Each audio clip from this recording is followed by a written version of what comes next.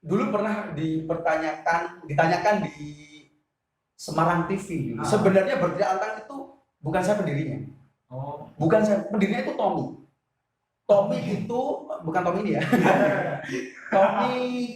Tommy adiknya drummernya Kerah Putih, si Ivan.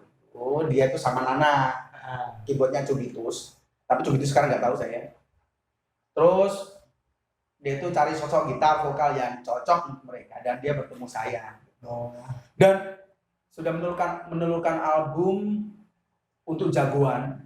Jadi untuk jagoan itu diperuntukkan buat pahlawan-pahlawan yang diketahui dan yang tidak diketahui. Saya yakin ada banyak pahlawan yang tidak diketahui gitu, yang berjasa bagi negaranya, bagi negara sendiri. Dan dulu udah dibubarin aja. Saya merasa Boheman gitu. Soalnya udah jelas. Namanya udah keren gitu loh, Berteriak Lantang. Keren. Dan ada makna yang dalam sih dalam Berteriak Lantang sebenarnya. Next Mas, langsung aja. Kasih masukan buat pemuda-pemuda yang ingin berkarir di band di era global ini. Jadi tidak bisa dipungkiri, ada fase-fase, ada waktu-waktu yang memang genre ini yang sedang booming. Genre ini yang sedang booming. Itu berarti momen ya? Nah, jadi iki wayai opo gitu. Momennya cover gitu kan. Dulu kan waktu, kalau nggak salah saya sedikit membaca literatur 80-an itu kan 70, 80 kayak musik disco rock itu lumayan gitu. Disco rock itu lumayan. Terus musik Melayu dulu belum nama dangdut. Menurut penggemar musik yang pernah saya baca itu ada dangdut itu tahun 90-an. Dulu orkes Melayu. Jadi waktu itu geger banget orang baru suka musik dangdut, Rhoma Irama dulu ya. Ya itu 90-an itu Mas. Terus musik rock dulu ada Bumerang, Jamrud, Lok Jelebor. Itu kan memang jadi produser band itu memang rock itu sangat luar biasa. Terus 2000-an kalau nggak salah, 2000-an itu baru ada musik pop, terus ada pop Melayu Malaysia masuk ke Indonesia dan lain-lain. Kemudian lambat laun ada musik indie kan nggak salah, ada hardcore, ada punk dan lain-lain. Ada restoran indie itu ya Mas. Terus sekarang itu dulu kan keren banget gitu, orang suka musik hardcore, punk, musik keren. Tapi sekarang pada suka musik ambiar gitu. Kok bisa Mas? Ya memang mungkin momen-momennya Didi Kempot sekarang. Jadi pada suka musik yang campur sari Jawa gitu. Terus saat ini yang benar-benar ramai itu adalah cover gitu. Cover. Dan tadi kan pertanyaannya bagaimana sih Kusma buat pemuda-pemuda supaya buat band kelas mana? Kalau saya itu kalau dibilang ini arahnya apa dulu, ingin sukses, saya ya belum sukses kan. Saya kan belum sukses. Ya. Tetapi paling tidak begini, saya punya pikiran begini. Kalau hidup di Kudus nih, kalau memang idealis itu belum bisa hidup dengan dunia idealis musik band, grup band gitu. Tapi kalau ingin dapat hasil ya memang urusannya di weddingan gitu. Kalau pengen fokus di konten YouTube, ya fokus konten YouTube aja cover-cover. Tapi sekarang saya nggak tahu, katanya YouTube mau algoritmanya diperketat, cover-cover nanti ya, apa namanya kayak gitu Mas. Gimana? Kayak denger kayak gitu. Nah, nanti kan juga kasihan sih. Yang cover lebih terkenal dari penciptanya. Ya, gitu. Nah, kalau saya sendiri begini, ya berkarya saja. Nanti juga ada penikmatnya sendiri kok. Orientasinya mana dulu? Kalau kamu memang ingin langsung dapat penghasilan ya di wedding atau memang fokus di cover terus, nanti biar subscribernya naik, penikmatnya banyak, penontonnya banyak, dan nanti bisa dapat penghasilan dari YouTube sekarang gitu. Tetapi kalau memang kamu ideal, jadi kalau memang cepat dapat penghasilan ya memang ya seperti tadi yang saya omongkan. Jadi cover di YouTube bisa, tapi saya tidak mengharuskan supaya dapat subscriber banyak, yang view banyak, bisa dapat penghasilan dari YouTube. Kalau memang cepat dapat penghasilan, latihan terus saja, suka cover, nanti bisa main di acara weddingan, buat ke weddingan aja, nanti bisa dapat di situ. Dan kalau memang kamu suka berkarya, berkarya saja, tapi jangan pikirkan karya kamu itu cepat dapat penghasilan karena di Kudus itu seniman itu nggak begitu diprioritaskan gitu, maksudnya nggak begitu di kurang diajeni gitu loh. Kalau bisa hobi saja, kamu usaha lain gitu, bekerja di masa bekerja Intinya ada profesi Nah. sendiri. profesi sendiri untuk menghidupi seni. Jadi istilahnya jangan berharap dulu hidup dari seni kalau kamu ini, tapi menghidupi seni. Menghidupi seni. Wah, Nanti keren. kamu jadi seniman kan kalau berkarya ada kepuasan tersendiri. Yes. Ada kepuasan tersendiri. Nanti gak ada, udah kalau ingin berkarya gak usah mikir itu. Pasti nanti ada penikmatnya sendiri. Pasti itu. Oh iya, misalnya orang mau bikin band genrenya ini, misalnya pop punk, yang satu lebih ke Seventeen, maksudnya 70-an, genrenya kayak seperti itu. Ya, konsisten seperti itu atau harus ngikuti arus atau mau? Kalau saya sih pikirannya begini ya. Semisal kamu punya band, kalau bisa band kamu itu ya memang genre itu terus gitu loh. Genre itu terus. Kalau kamu ini momennya pop-popan nih, momennya sobat ambiar nih, momennya dangdut nih, momennya koplo. Terus kamu band itu kamu berubah-berubah, nanti seakan-akan kamu nggak punya identitas gitu loh. Oh, yes. Jadi kalau bisa memang konsisten di genre kamu aja di satu band. Seberapa sulit sih Mas misalnya kita berkarir di dunia seni, Mas, di dunia kreatif di Kudus ini? Soalnya kan berkembangnya Kak kayak agak lama itu kayak kalau di sini. Iya. Seperti tadi yang sudah saya omong ya, di Kudus itu menurut saya seni musik loh sebenarnya.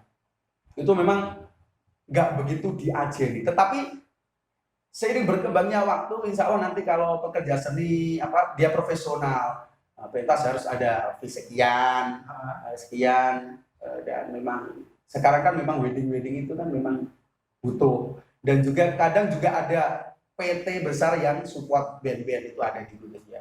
Kebetulan berarti anak juga dulu pernah kerjasama gitu. Dan kalau kita menerapkan manajemen profesional, ada manajernya, nanti ada yang ngurusin keuangan sendiri, siapa itu nanti juga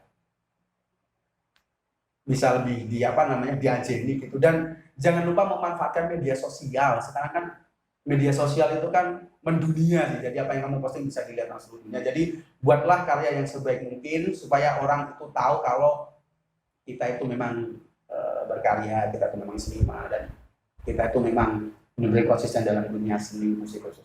Pengalaman saya begini, saya itu punya teman, punya band weddingan. Iya. Pertama itu dia main di acara temennya, misalnya temennya dari aku punya band nih, punya band wedding nih. Berapa? Ya harganya 2,5 dulu. Nanti kan biasanya kalau tampil itu kan pasti disaksikan orang banyak. Barangkali kalau mainnya sudah bagus, itu bagus. Misalnya orang yang nonton itu suatu saat mau punya acara, nanti ingat, dulu saya pernah melihat di acara kamu itu bandnya siapa? Ya, Itu dari sudut pandang wedding loh. Ya. Kalau ini Mas. beda lagi. Ya intinya memang ya kamu berkarya aja, jangan berharap dulu. Ya berkarya saja, orang ini kan idealis. Terus mau berkarya ini di mana gitu ya? ya kadang ada juga yang gitu sih. Dia band sini ngakunya band kota besar. Dia memang kata teman-teman ini sih gitu. Kalau kamu dari kota besar itu lebih cepat ya. Lebih diperhatikan gitu maksudnya. Kalau kamu dari kota kecil, apalagi di kota kamu itu nggak terkenal dengan grup band yang terkenal, itu pasti pada sebelah mata. Tapi aku masa bodoh sih, intinya saya berkarya gitu aja. Gitu ya. Kalau mikirkan itu ya nggak berkarya, tujuannya seniman ini kan memang berkarya. Gimana sih Mas cara menanggulangi kebingungan di saat kita mau berkarya? Yes. Untuk menanggulangi gimana ya? Kalau kamu buat mau berkarya, aslinya kita pikirannya udah ada mau bikin ini, cuman kita mau ngelakuin kayak susah gitu. Gimana dia? Menurut Mas Haji? Tidak bisa dipungkiri kalau memang moodnya orang itu kan berbeda-beda sih. Kalau saya sendiri sih, ya teman-teman juga sih. Kalau memang nggak mood gitu. Kadang ada yang model begini, punya teman dia udah nulis lagu, udah ada alurnya dikit-dikit. Nanti dia minta bantuan teman-teman musisi atau teman-teman yang pernah rekaman gitu, nanti dibantu. Pada intinya yang penting dia bisa berkarya gitu aja sih. Ya memang minta bantuan teman-teman yang sudah di bidangnya, dalam arti penrekaman, memang dia sudah biasa berkarya itu lebih baik sih. Tahun kemarin ya Mas, saya lihat di YouTube itu di sebuah stasiun televisi itu. Udah lama itu. Acara apa itu ya Mas ya? Tahun berapa itu Mas? Aku kok lupa ya, di salah satu stasiun TV di TVRI ya. Yes, TVRI kayaknya. Semarang TV juga pernah. Kadang itu mempertahankan itu lebih sulit gitu. Mempertahankan band. Jadi ada yang mengatakan personil band itu harus seperti suami istri. Hatinya benar-benar match. Kalau nggak match itu sulit untuk bertahan. Bahkan kalau suami istri itu nggak bisa mempertahankan keluarganya dengan problem-problem itu bisa cerai. Gitu. Jadi harus sering sekarang kan chatting kan, ayo kita kumpul atau sekedar ngobrol-ngobrol di chat di grup kan bisa begitu. Kalau berjalan kemarin dibilang sudah go nasional ya itu tergantung pendapat orang yang Ya itu menurutku sih Mas. melihat yang menonton sih. Kalau ada orang yang menikmati dan senang ya saya suka aja sih. Kan paling senang itu kan karya kita dinikmati orang lain. Betul. Paling senang kan kayak gitu. Dan lebih baik lagi kan kalau ada terusan. Misal kayak begini. Kemarin dulu itu musik rap itu identik dengan barat. Yang Eminem dan lain. Tetapi Indonesia ada loh. Siapa itu namanya yang kemarin Yang yang sama dua orang itu siapa? Jogja itu loh, itu keren. Itu terobosan itu, keren itu. Inovasi loh. NDX. NDX. Ya, terus Denny Caknan itu kan keren ya Mas. itu kan keren. Jadi ada penawaran baru gitu. Yes, ada inovasi. Ada inovasi baru gitu. Ini pengertian apa harapannya? Harapan saya itu begitu. Ada penawaran baru di karya. Kalau kita ini ada musik pop, kalau kan pop, terus ada orang yang buat pop juga, kalah sama Peter Pan dong. Yes. Terus ada band rock, Indonesia itu banyak band rock, Edane, ada Bumerang, dan lain. Terus kita buat musik yang sama gitu. Kita tetap di nomor keberapa dari band itu? Gitu. Soalnya ini kan dia udah pioner sih Mas. Nah, NDX belum ada. Dia membuat penawaran atau terobosan seperti itu. Karya Berarti membuat satu genre baru gitu ya. Mas. ya bisa dibilang gitu, dan mungkin dengan permainan musik yang beda, dengan vokal yang beda, dengan cara yang berbeda. Wow-nya itu di situ gitu loh. Berarti keindahannya di situ ya Mas. Kalau kita buat karya seperti NDX, kan kita sudah nomor 2-nya NDX, tetap NDX gitu. Ya, Terus kita mau semi-semi misalnya kata kita membuat musik campur sari, kita tetap kalah sama Didi Kempot. Coba pikirkan kita berkarya yang baru yang belum pernah ada. Ya, Wow-nya itu di situ gitu loh. ya itu anugerah itu Mas.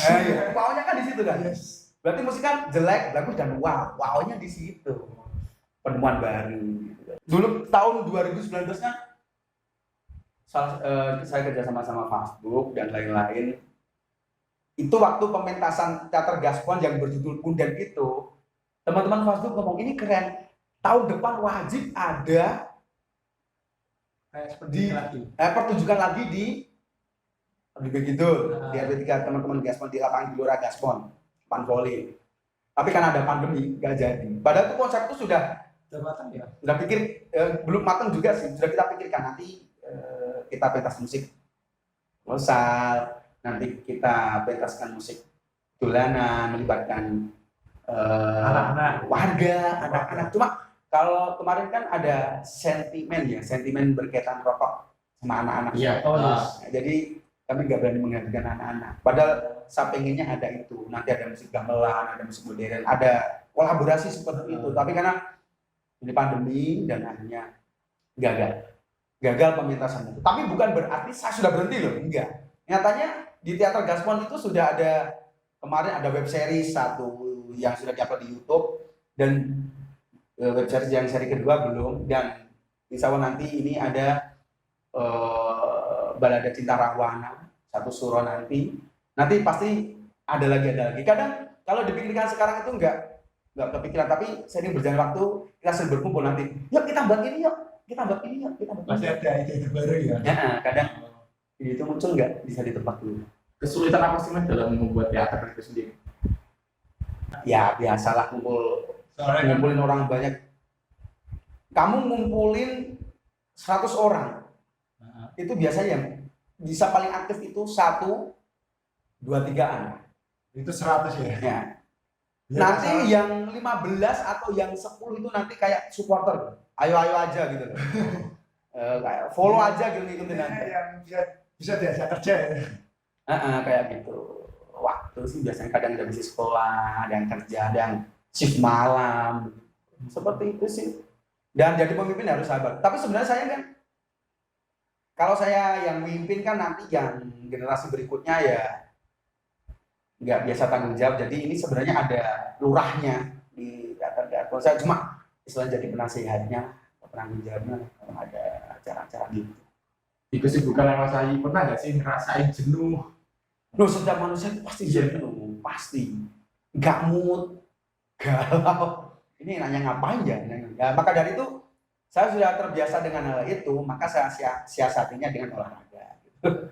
Badminton, voli, Ya, malah lebih positif ya, Mas. pokoknya begitu. Ini saya sibukkan dengan olahraga gitu sih. Oh iya, Mas.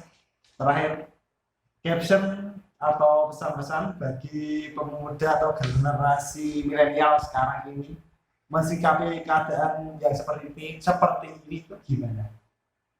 Jadi kita gampang tapi angel ya. Pesan-pesan bagi pemuda ya. Ini dari saya pribadi ya, jangan istilahnya pemuda-pemuda sekarang itu kebanyakan antisosial gitu. Nunjuknya gadget terus ngegame terus HP bukaan nih HP terus. Harapan saya sih ngapain lah gitu, asal positif gitu. Nggak harus berteater, nggak harus di seni musik, buat kelompok apalah atau usaha apalah gitu, usaha jualan atau dagang apa. Sekarang kan jualan kan mudah sih, jadi nggak punya modal bisa jadi reseller karena sekarang ada gadget, kita posting kita jualan ya bisa. Saya kan juga begitu sih, saya juga jualan juga. Dan nggak muluk-muluk sih, intinya ngapain lah, intinya yang positif. Intinya melakukan hal yang positif lebih baik daripada mantengin gadget gitu ya. Ya boleh mantengin gadget tapi manfaatkan dengan baik gitu loh. Jangan hanya oke, kamu ngegame tapi kalau kamu punya komunitas gamer yang sekarang kan ada kayak liga game gitu ya. Nah, itu kan mending langsung ke situ aja gitu. Mending langsung ke situ aja buat grup, fokus gitu aja. Jangan diajak, ayo kita buat kegiatan sekian, pagi sibuknya ngegame, padahal ngegame-nya itu cuma menjadikan dia jauh dari teman-teman, jauh dia dari dari kehidupan sosial gitu. Padahal lingkungan kita itu butuh kita melakukan sesuatu. Itu aja sih. Oke, Mas. Makasih, Mas. Sudah ngobrol sharing-sharing bareng kita. Oke. Sip.